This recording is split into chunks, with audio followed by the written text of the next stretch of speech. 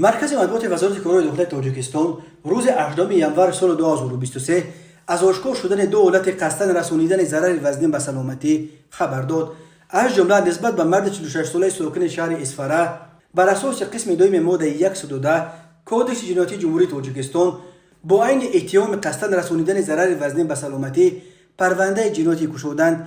این ساکن اسفاره به آن ادعا می شود که روز 15 ینور سال 2023 تقریباً ساعت 12:30 در کوچه محکم و شهر مذکور از حیثیت افباشی به یگان اساس با مرد 36 ساله ساکن همین شهر جنگ و جنجال نموده به اعضای بدن جبر دیده زده است. در نتیجه جبر دیده جراحت وزنی جسمانی برداشته است. این چنین پرونده جنایتی بر اساس قسم یکم ماده 110 کودکس جنایتی جمهوری تاجیکستان نسبت به یک جوانزن 22 ساله ساکن شهر استرافشان آغاز کرده شده است.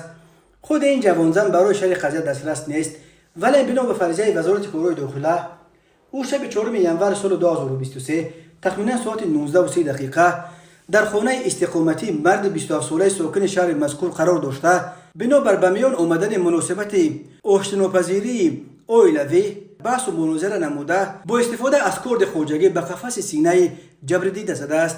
در نتیجه جبر دیده جراحت وزن جسمانی برداشته در بیمارخانه بستری گردیده است.